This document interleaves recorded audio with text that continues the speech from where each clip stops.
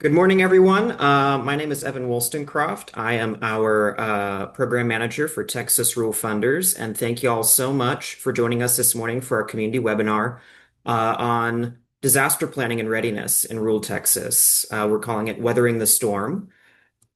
For those of you who aren't familiar with Texas Rural Funders, we are a philanthropy surveying organization. Our membership is private philanthropy and grant makers dedicated to strengthening rural Texas. And so, in terms of what we do, that means that we are a source of tools and information for funders and communities to better serve rural Texas. You can visit us on our website to learn more about some of these resources, check out data, dashboards, learn about new partners that could help elevate your work. You can also sign up for our newsletter to get all of this fresh into your inbox every month. Although, if you've not explored our website before, we also definitely would encourage you to check out our Grants Hub. It's updated every month. It's an open access, no paywall grants database of federal, state, and private sources of funding that could help elevate our missions as public and nonprofit organizations. Um, you see here on the screen, our mission for Texas Rural Funders is really focused on leveraging the power of philanthropy to strengthen rural Texas. And so, as our executive director, Kelty Garby, just mentioned when we kicked off, we periodically host these community webinars so that we can provide really high quality information and bring experts from across the state to y'all so that we can help continue on this mission of strengthening rural Texas. And so this morning, thinking about disaster planning and readiness in rural Texas, we have brought together Stephanie Duke, the chair of the Texas Voluntary Organizations Active in Disaster, VOAD, Courtney Goss, our state voluntary agency liaison for the Texas Division of Emergency Management, Justin Noakes, the new executive director for Before, During, After, and Taylor Walter, director of the Rebuild Texas Fund at One Star, to walk us through, well, what we can learn. We're focused on three things this morning between now and 11 a.m. How does disaster response work in Texas? Where can we find local emergency resources using a new tool called Before, During, After? Um, and then finally, looking at the who of our statewide partners who are ready to help us in disaster recovery and what we can do in rural Texas to start planning today. As we go through, feel free to drop questions in the chat. We'll try and get through those as we go. And if we have some time left over, hopefully answer some of those live as well.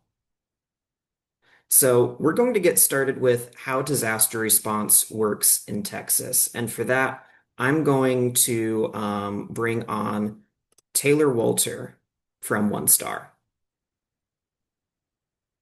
Hi, good morning, everyone. Thanks, Evan. Thank you so much for creating the space and getting all these, diverse partners from across the state of Texas together. I think this is a timely meeting this morning as we kick off hurricane season going into 2025. And so for those that I don't know, I see a lot of familiar faces. For those that don't know, my name is Taylor Walter. I am the Director of Philanthropy Strategy and Innovation at One Star Foundation. I hold dual titles, overseeing the organization's strategy and innovation initiatives, as well as leading our disaster philanthropy through the Rebuild Texas Fund. Go ahead and slide, Evan. All right. So this morning, I'm going to go ahead and ground us before we kick off into our in-depth conversations and panel discussions with just a disaster 101. And what we're really going to cover here is just a foundational knowledge of what happens in disasters, how the process works, what different agencies support, how they support. I want to bust a few common myths about state and federal emergency management, walk us through the declaration process, discuss a whole community approach to emergency management. This is how the state of Texas, this is a new approach to emergency management that the state of Texas has adopted over the last several years that's focused on collection and collaboration of community partners, both governmental, non-governmental, faith-based, private sector, in an approach to a more holistic approach to emergency management. And then kind of cap us off there with an overview of financial needs and resources, and then we'll get into a more in-depth conversation about philanthropy and its place in disaster and emergency management a little bit later in our panel discussion. Slide. So before we talk about the declaration process, I want to just discuss a little bit about the core tenet of emergency management, which is that all disasters begin and end locally. This is very simple, but it is also the foundation of the work that we do. With this, the community is always going to be the first to respond to a disaster because you're there. It's happening to you. It's happening to the folks and the constituents that live in your community. And then once the federal and state resources demobilize, and those are always a temporary installation, temporary support for the community will be left to manage the long-term recovery. That's rebuild needs of resources that survivors are in need of in order to effectively recover, the rebuilding of homes, rebuilding of infrastructure. And so understanding that, before we walk through this declaration process, we're going to see how state and federal partners get involved, but also knowing that, again, those partners will eventually demobilize, they will leave, and your community will be left to manage the long-term recovery efforts after the disaster. And so this is just an overview. It's just so you're aware of how different resources get engaged. There's a process to everything in emergency management. And so we're going to walk through this a little bit from the disaster occurring to a federal declaration being issued by the president. So we see that a disaster occurs. Generally, we see the county judge will declare a local disaster either prior to the disaster occurring or shortly thereafter it has occurred. Once local resources become overwhelmed, so that's going to be your city and county offices of emergency management, the county judge will then request a state declaration of disaster from the Texas governor's office. The governor will consider what the need is, and the governor can either declare that disaster or deny the request. In most instances in Texas, we are the most disaster-prone state in America. We've had more disasters over the last 55 years than any other state in the country. And with that, our governor is very reactive and responsive to declaring local states of emergency and deploying state level resources to support local jurisdictions during a disaster. Once state emergency management deploys, their primary objectives are going to be to coordinate preliminary damage assessments. So that's assessing what damage has been done and what has occurred, what the impact has been, and putting actual data numbers to that damage. This will play into applying for a federal declaration should that be needed, but will also help just establish kind of what the scope of the disaster is and what other resources at the state level may need to be deployed in order to effectively handle that situation. They'll also provide consulting and capacity building for local emergency management.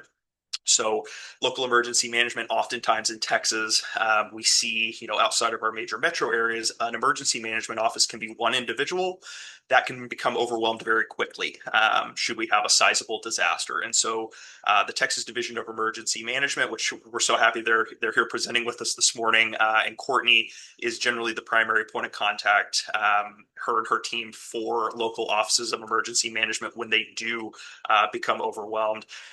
To provide the consulting and capacity building for those local offices of emergency management to ensure that they have the capacity necessary to effectively respond to a disaster and understand best practices from across the state. We have 254 counties. There's a lot of best practices in Texas, and we're very fortunate in the state to have a dedicated VAL program that's able to collect those best practices and resources and bring them to disasters in different parts of the state. Once state resources become overwhelmed, and this is going to be for our very large disasters, and or when the damage threshold is met. So there's a certain threshold of damage that has to be proven to apply for a federal declaration. The governor will then request a federal disaster declaration from the president. This goes through the FEMA regional office. In this case, our FEMA region office is in Denton, Texas. They will then assemble that federal declaration application. They send that to the president. The president can either declare or deny a declaration. But if the president approves the declaration, we see one of two separate types of declarations be issued. The first is an emergency declaration. And an emergency declaration is when federal assistance is required to supplement a local and state effort. This is going to be a lower grade declaration than a major disaster declaration. A major disaster declaration is going to be when the situation is catastrophic and it completely overwhelms the state and local resources. This will also unlock additional resources that are available for long-term recovery for the communities that have been impacted. And so this is really important. I encourage everyone, these decks are going to be sent out afterwards. Keep this deck and keep this slide so that you're aware, should a disaster impact your community, this is a very high level roadmap for how that process would work so you can track that as it's happening. Next slide, please. Okay, so the next thing I want to cover for us is the difference in local, state, and federal emergency management, what those agencies look like and what they do to help and support us. So the first is going to be our local Office of Emergency Management. These are housed in city, county emergency management offices. They are housed within the city and county government generally, or always. The county judge is going to be the emergency management director for each Texas county. So Texas is a home ruled state, meaning that each of our 254 counties have an elected county judge. That's the highest elected official in any given county. And part of the responsibilities of those positions are to act as the emergency management director for the county that they serve. The county judge will often employ an emergency management coordinator to oversee the day-to-day operations and lead response, recovery, and long-term recovery efforts. So while the judge has the final say, oftentimes we do have that, we call it an EMC, an emergency management coordinator, that oversees the day-to-day operations and response after a disaster. These individuals also act as the lead for all disaster situations within the municipality, and they're the first line of defense and response for communities. So when a disaster happens, the local city or county office of emergency management is going to be the first on the scene, first responding, and then we'll request additional resources from the state as needed. Slide. Okay, so our next level is going to be state emergency management. In Texas, that's called the Texas Division of Emergency Management. They're essentially our state level FEMA. State emergency management in Texas is based at Texas A&M University. So TDM was pulled out from the Department of Public Safety several years ago, placed at Texas A&M University. It's been an outstanding transition, allowed a lot more capacity for the agency. Again, as the most disaster-prone state in America, we need all the capacity we can get, and so we have this very innovative model that is, kind of very ahead of its time as far as other emergency management agencies around the country, and we're happy to have it. TEMA's main objective is to support local governments when local resources become overwhelmed. In order for TEDM to get involved, as we saw in the declaration process, their support must be requested by the county judge and directed by the governor to engage. There's a formal, request process for this. But once they're engaged, they do provide consulting and capacity building for local government. Now, a common misconception that we see is that TDM provides financial or material resources to disaster survivors, and this is not true. TDM is a consulting and capacity. The financial resources and material resources, that's generally going to be at the federal level. We'll get into this a little bit more, when disasters don't meet the federal threshold and we don't have FEMA assistance, which is the majority of the disasters in the state of Texas. A lot of the financial and material resources fall to donors, nonprofits, and philanthropy to fill that gap in partnership with state emergency management, providing those best practices and capacity for local operation or offices of emergency management, rather. Slide.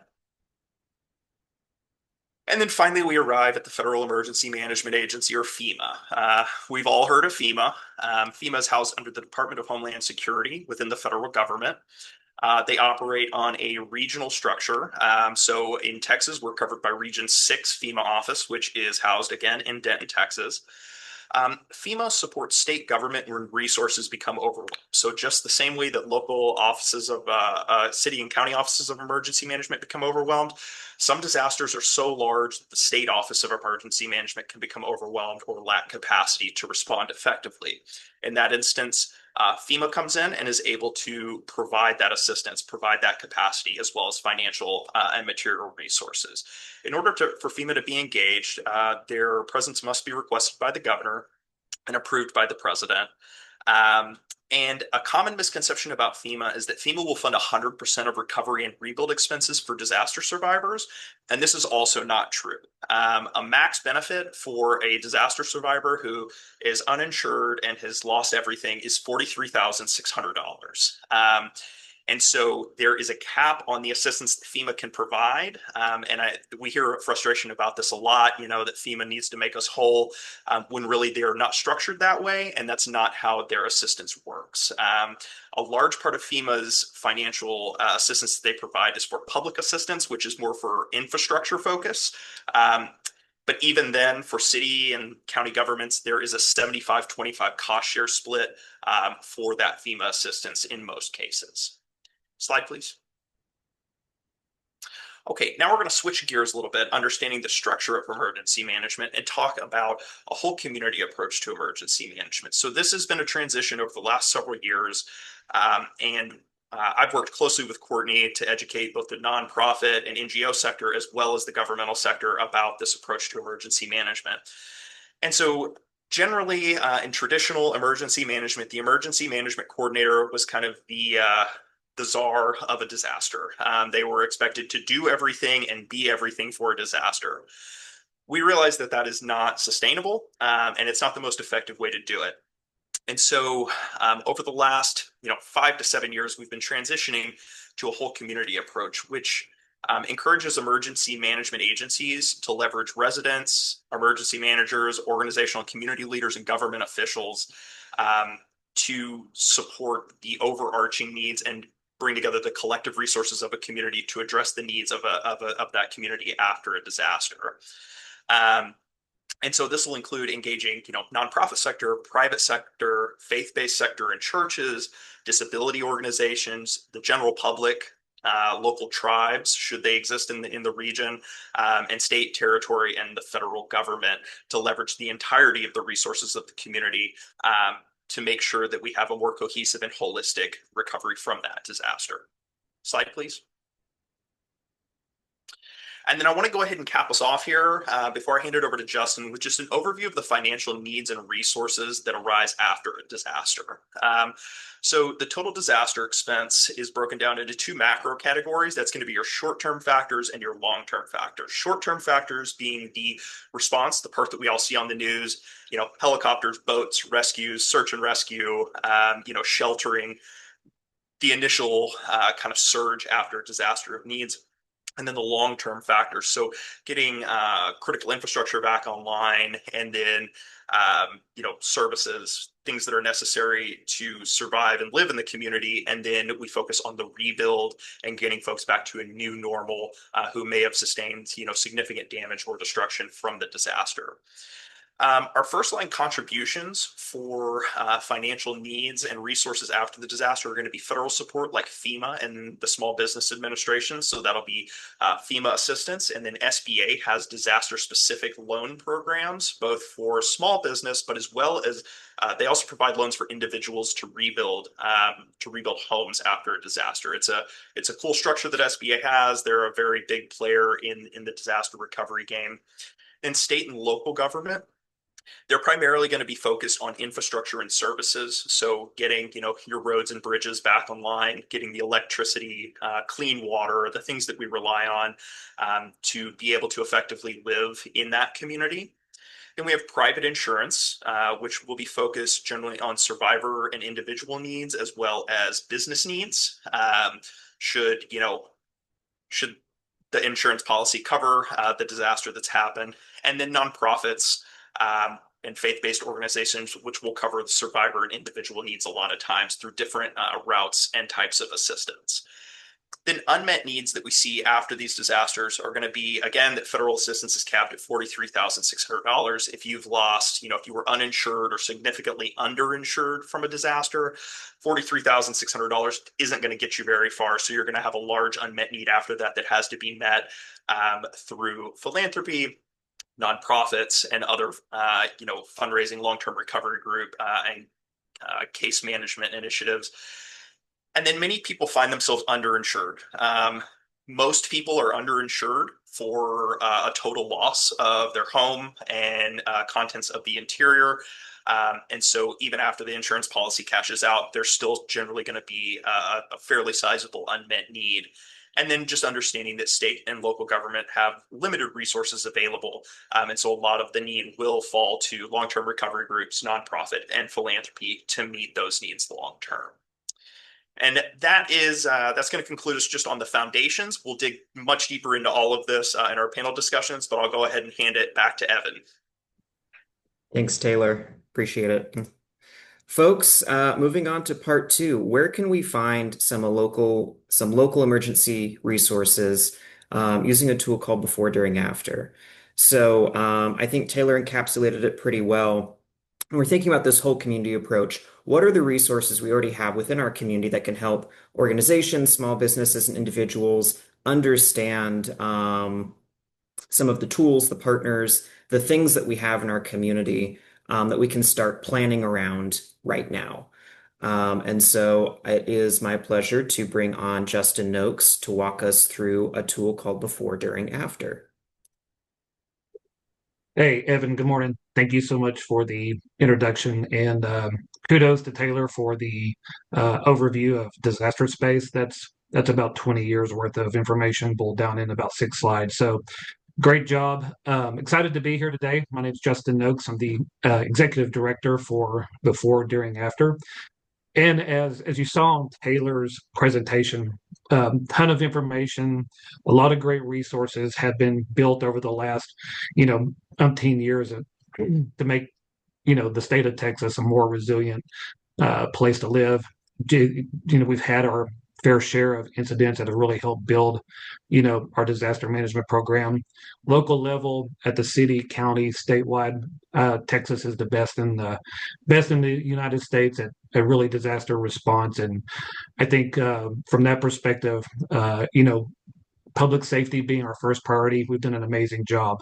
So really the focus of Before, During, After is the Texas small business environment. So taking the same skill sets, the same capabilities, the same planning and response as on our public side, and really applying that to small businesses in the state of Texas really is the focus of Before, During, After. Next slide, Evan, please. So if you look at so a little bit about myself, Evan gave a pretty good update on that. I spent 32 years at HEB, the last 20 in the disaster response area, really focusing on how to provide HEB to be able to give it, make sure that groceries are available to the state of Texas during a disaster. So excited to take that experience and really start building out the Before, During, After program for the small business environment in the state. Next slide, please.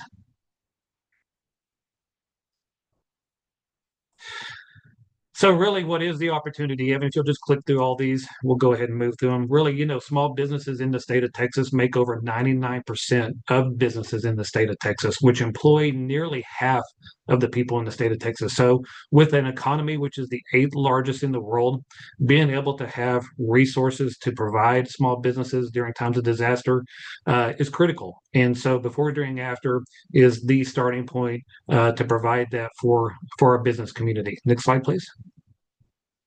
So what is the challenge?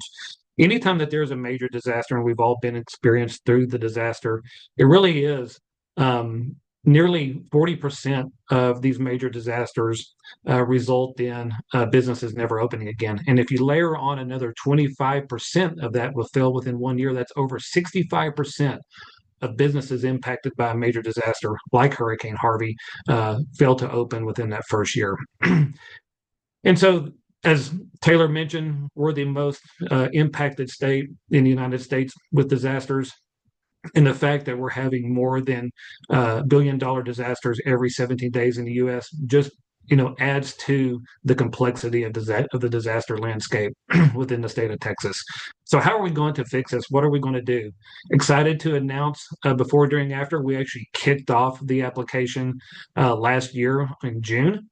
It was a collaboration between Texas Mutual, Texas State and Texas Search and Rescue, really to provide these resources to the community, to the Texas business community free of charge. Next slide, please. So this is a free resource. So if you actually go, next slide, please. So if you actually go to before, during, after .com. The resource is available today and is basically a great starting point. So the way that we really make before, during, after available is we break it down into the historical components of emergency preparedness, which is preparation, the readiness roadmap, which you see today, really allows businesses to sign up for alerts, understand what risks that they have, evaluate their insurance, and then you move into the classical build your plan, build your kit, test your plan. But the heart of the application really is that all disasters are local. And Taylor said, hey, things start at the local level and end at the local level, really, and that is the truth. So what we've done is we've built in the ability to go in and enter your city and your county. Next slide, please, Evan.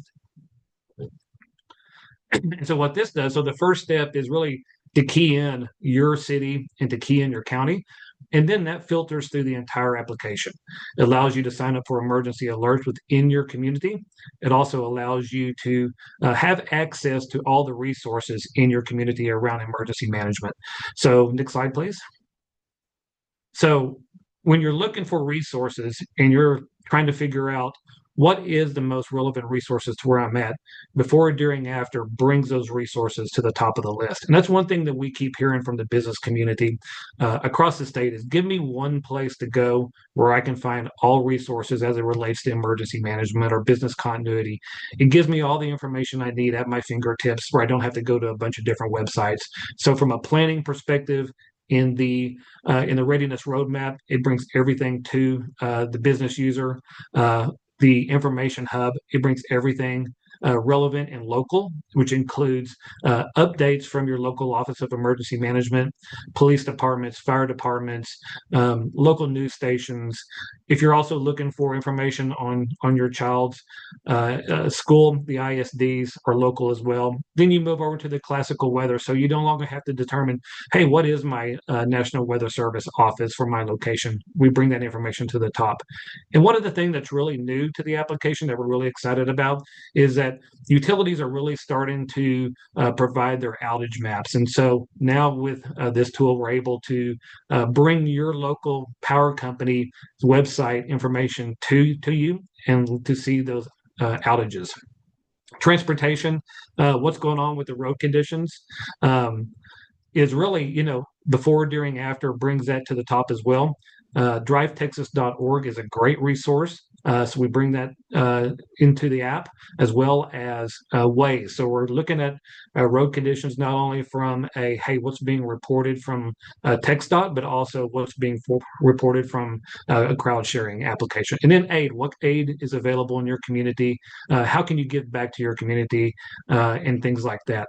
So one of the things also really to talk about is, although before, during, after is really built for small businesses, anybody can use the application. So if you go in, you want to build a emergency plan for your family, you want to build an emergency plan for your local community, for your VOAD or whatever else that may be, you can go to before, during, after.com today, walk through the planning app. The same thing that's relevant for business preparedness is also relevant for personal preparedness, understanding what your risks are, signing up for alerts. If you go to the information hub, I tell you, the information hub is up on my computer at all times, whether I'm working from home or whether I'm traveling. But this gives you that local information that is really key to your fingertips. You don't have to go to a bunch of different apps to be able to pull up that information. It's right there. So again, before, during, after is not only really relevant and built for the business community, but it's able to work for individual preparedness as well.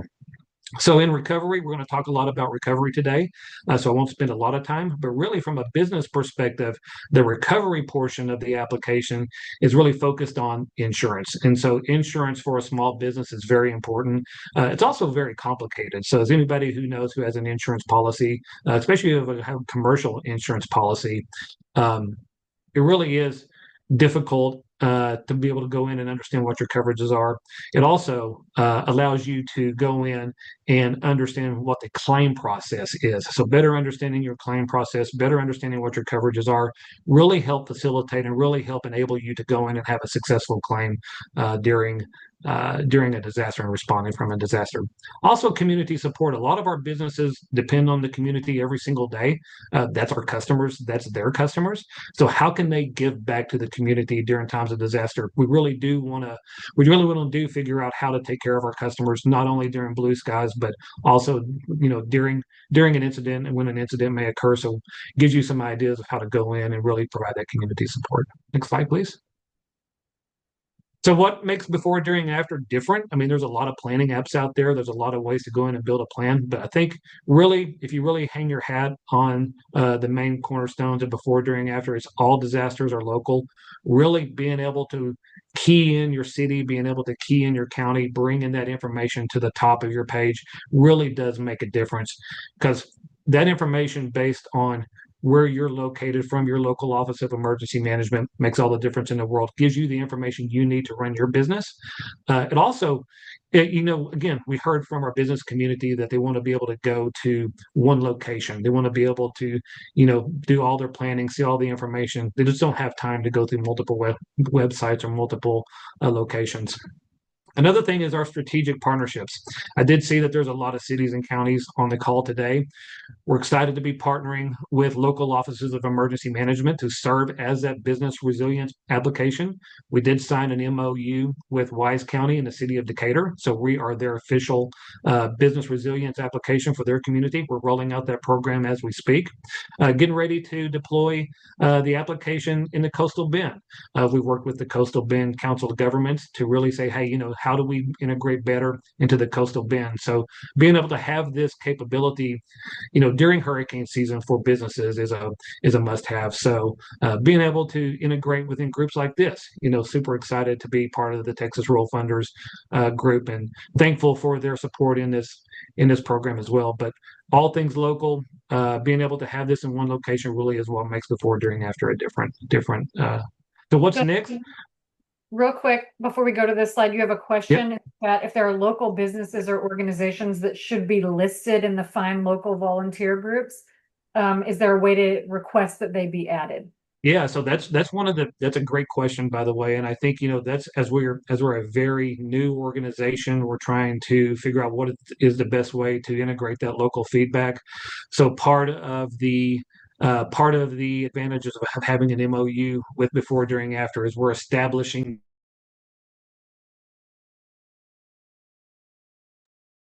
We've lost your sound, Justin. Yeah, so I muted myself. So as people begin to use the application, being able to say, hey, how do I add my organization? How do I add this location? How do I add this capability to the community support app will be a big part of it. So in the meantime, by all means, feel free to email me if there's something that you want to add, and we'll certainly evaluate that on a one-on-one basis.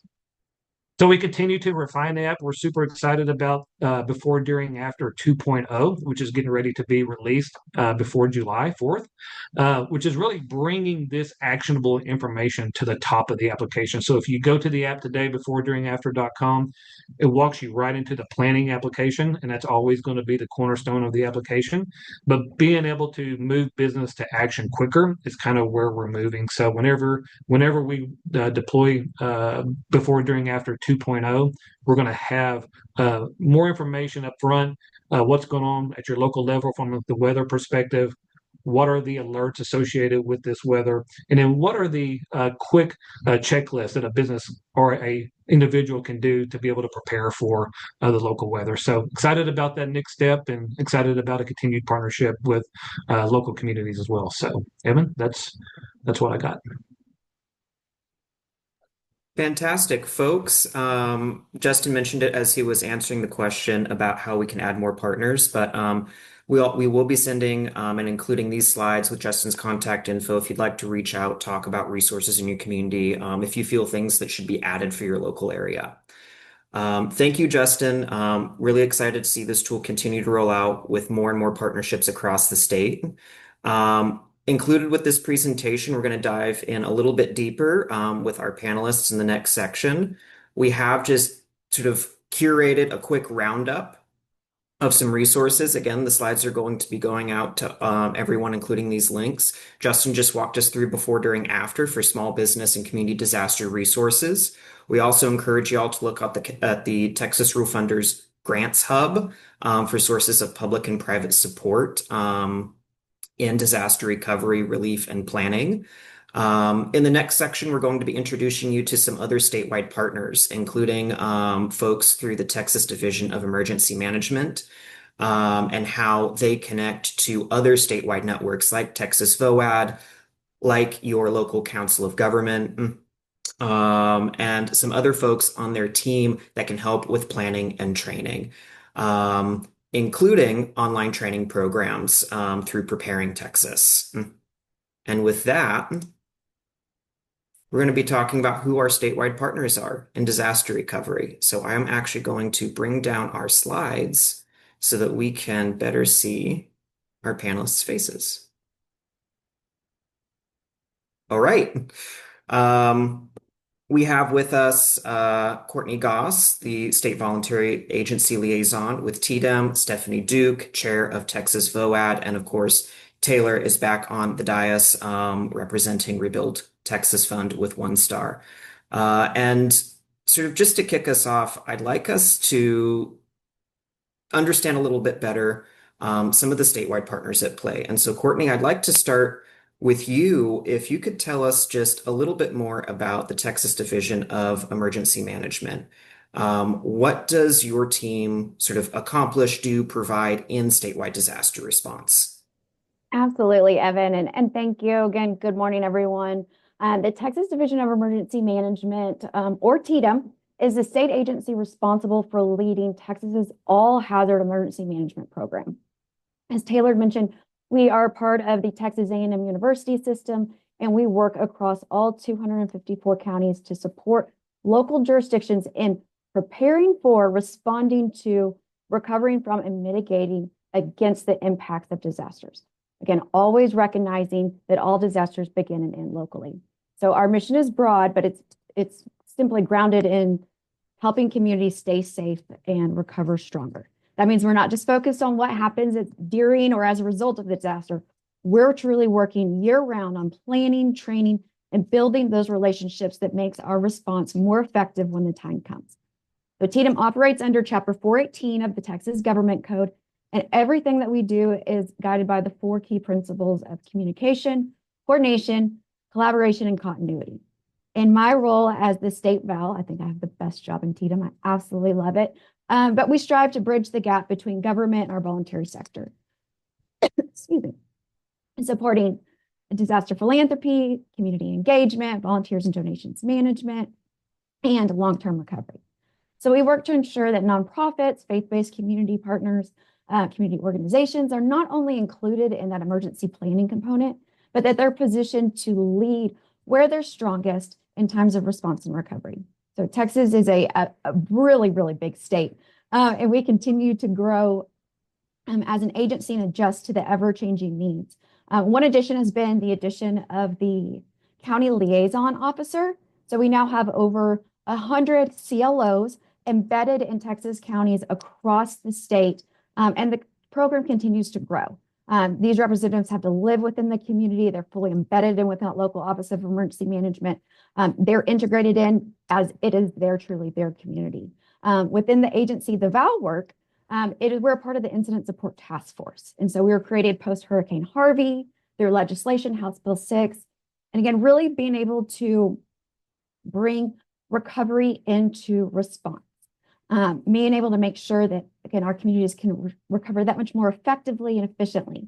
So the ISTF is trying to think. We have full-time staff as well as regional staff, and additionally deployable roster of experienced emergency managers, rostered personnel from local jurisdictions across the state that are then able to come and assist other communities from debris management, infrastructure stabilization, public communications, coordinating volunteers and donations, all available upon request. So again, we know that this work can't be done alone. It's truly a shared responsibility. It's why we focus on building strong, trusted relationships before, during, and after disaster strikes, so that when the time comes, we truly are ready to be able to respond as one team with one mission to serve Texans. Courtney, Oh, go ahead, Kelty. how do you find out if your county has a CLO? Yeah, so I would encourage you to go to the TDEM website. It's going to be tdem.texas.gov and be able to look at identify where you are within what region within the state, with what district. I saw earlier there was the link for the district chiefs. And then within that, we'll be able to find if you have a county liaison officer. But ultimately, you want to reach out and get to know your local Office of Emergency Management. And that's how you would get connected.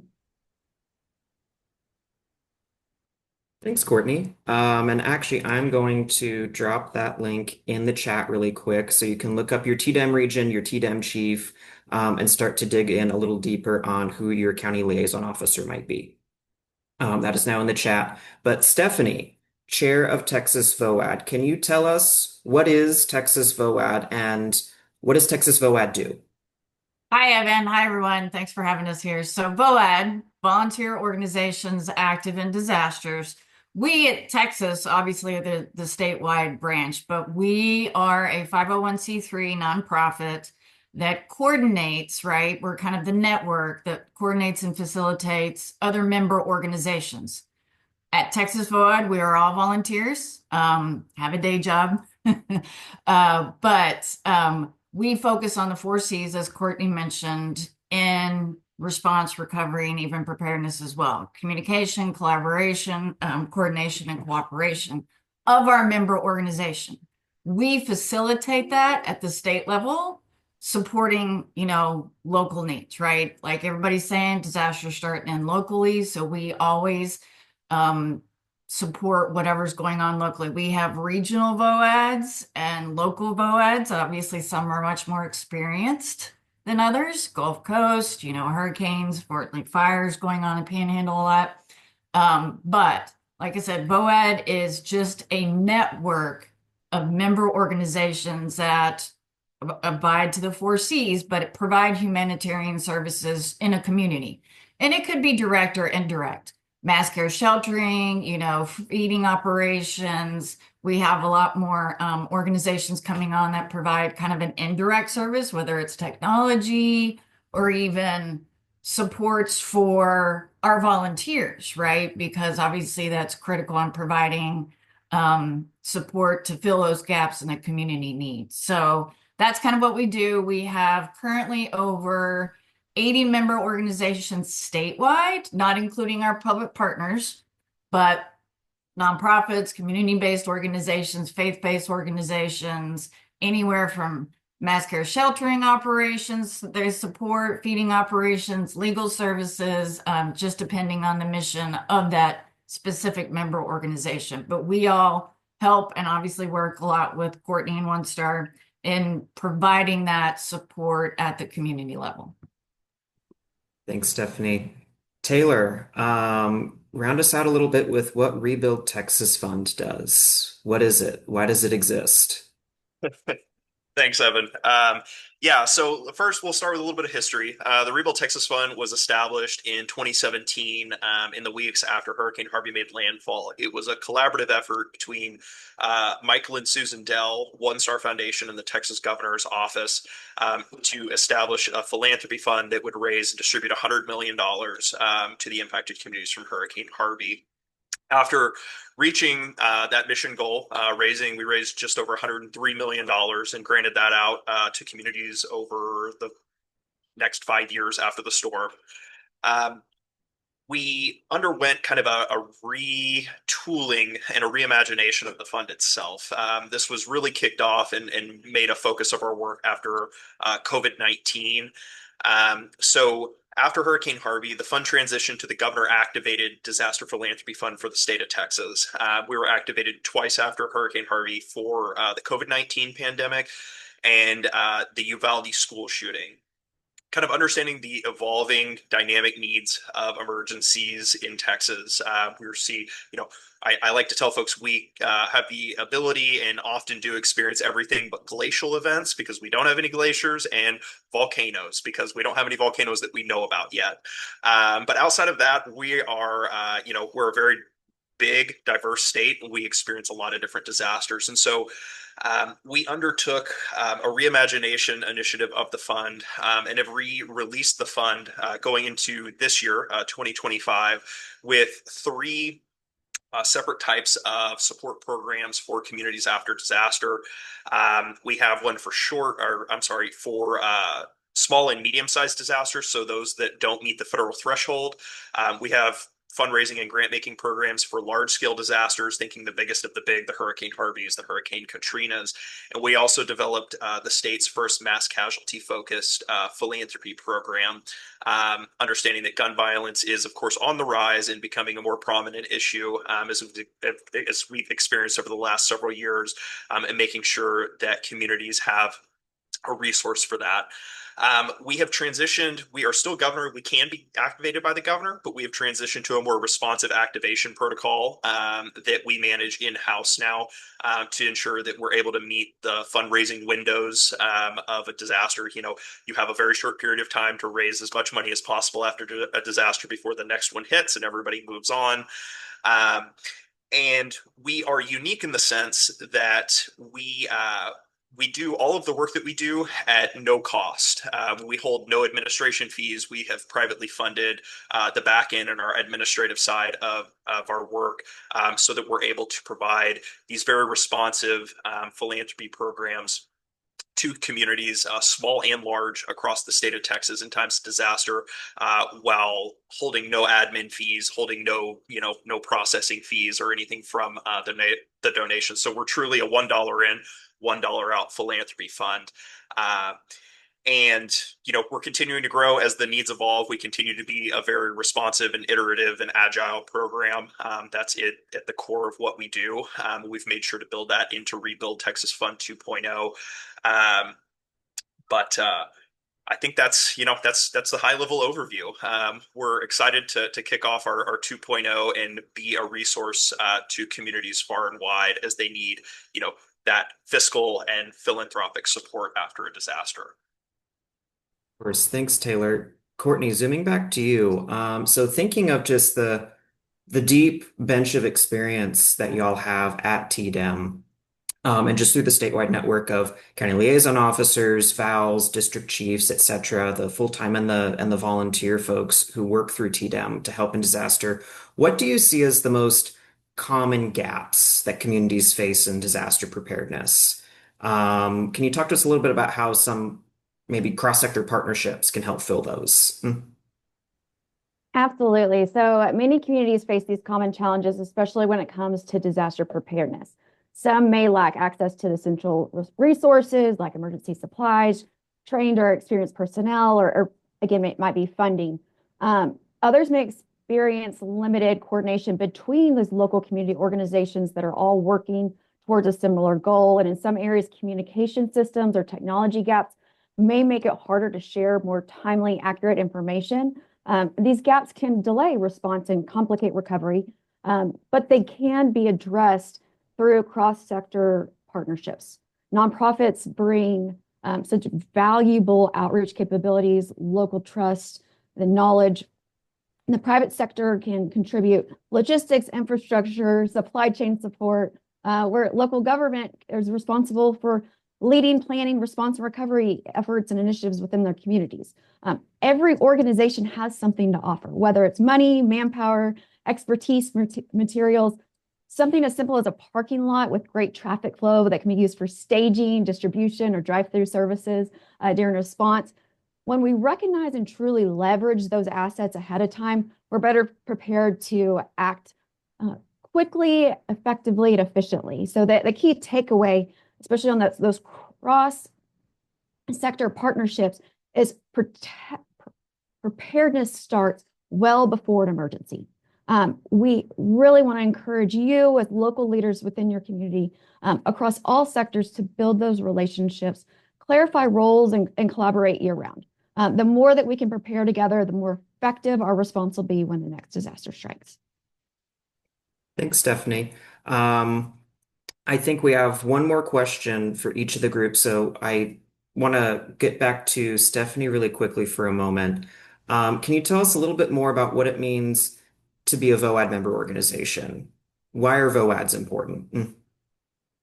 So obviously we all have an obligation in our own preparedness, right? But it looks different from person to person, household to household. Communities are not well, especially if not experienced, in how to meet those community needs. So VOADs can potentially fill that gap if they have the resources, right? We at VOADs, it is a trademark name because we have a certain expectation of quality members, right? We vet our member organizations. They go through a whole pretty extensive process sometimes of whether or not, they're incorporated, what their missions are, if they're legit, right? So that way, when somebody comes to us and say, hey, what about so-and-so, we can say, oh yeah, they're good. Or, nope, we've got some issues here for X, Y, or Z, right? To ensure the safety, efficiency, and well-being of whatever we're doing in the community, right? We don't ever want to be more of a problem. We want to be supportive in what the community needs to address those verified unmet needs and getting the community to recover. So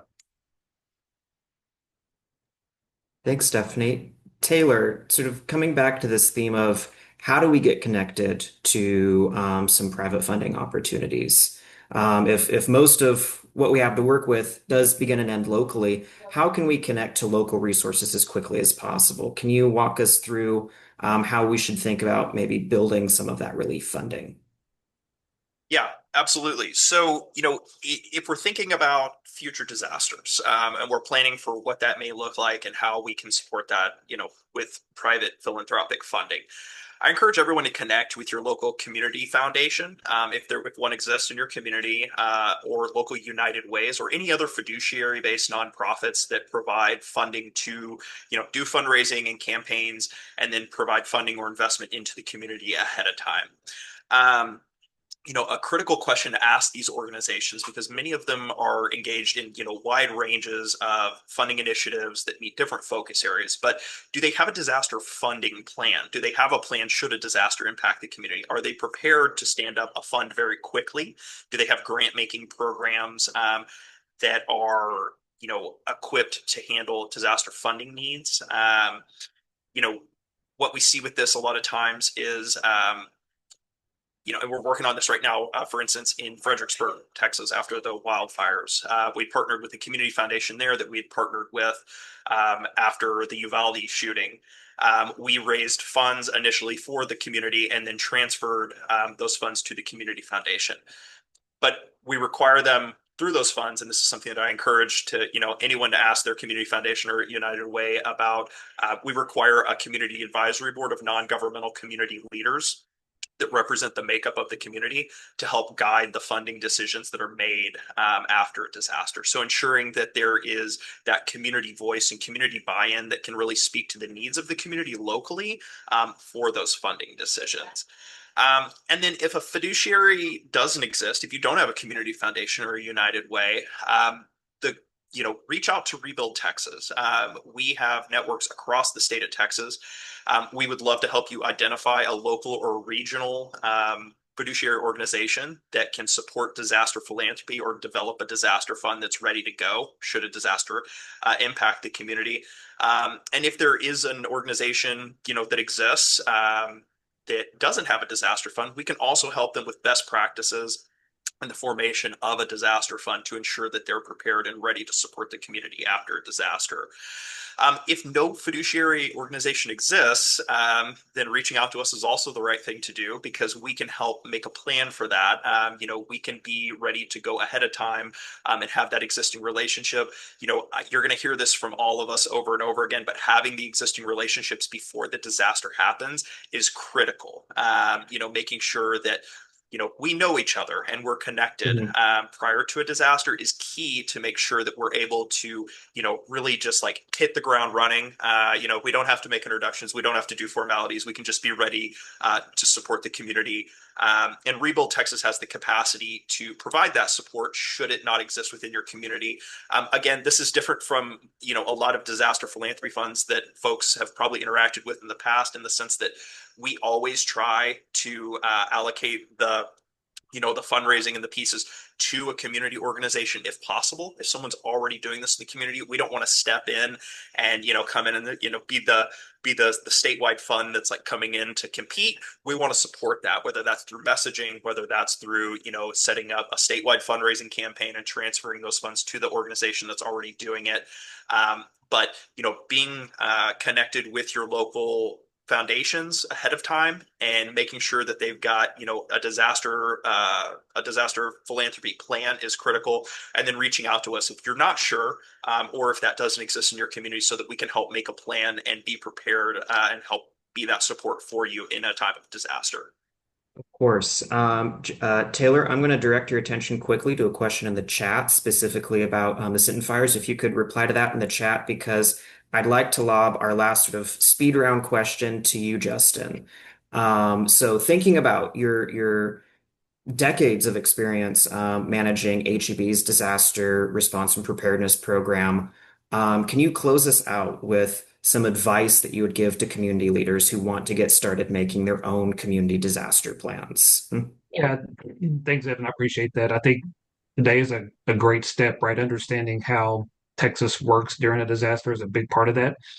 And I think, we've talked a lot about this, is the best time to begin planning is before a disaster, because once a disaster happens, everybody's in reactionary mode and everybody's moved to action, right? And I think it's important to be able to know what to do whenever something happens, but being able to have these conversations like today really go a long ways. And reaching out to TDM, or reaching out to your Office of Emergency Management, your local Office of Emergency Management, and starting these conversations, understanding your plan and understanding how your plan integrates with the local plan, or understanding how the state of Texas plan integrates into your plan. I think that goes a long way. But also believe that individual preparedness is a key success of this. So having a plan for yourself, having a plan for your family, really, it's all about getting back to normalcy as quickly as possible. And we're all doing our part in our individual swim lanes to do that. And we must continue to do that, right? But also integrating those response, integrating the planning. If there's a planning meeting in your neighborhood, in your location, in your community, be a part of that. Go to the meetings. Continue to have conversations about what you can do to help the government response agencies know what you need to be successful. So again, having those conversations beforehand, that's the key to all the success in emergency management. So whenever something does happen, you know who your partners are, you know who you're working with, you know what you can provide to the success of the response, and you can also know where your swim lane is. And it's good to be able to execute in your swim lane. It's good to be able to help where possible. But again, pre-planning is the key to success. Thanks, Justin. Big thanks to all of our panelists, Justin, Stephanie, Courtney, Taylor. Folks, I know that we've sort of reached our scheduled hour, but for anyone who has the ability and would like to stick around for just a couple more minutes to ask some questions, feel free to pop something in the chat, or even come off mute.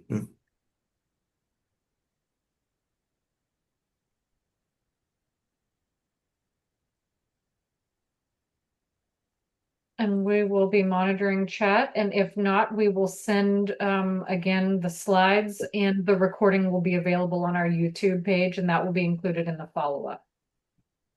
So we appreciate everybody's participation today, and want to thank our panelists and all of you all for joining.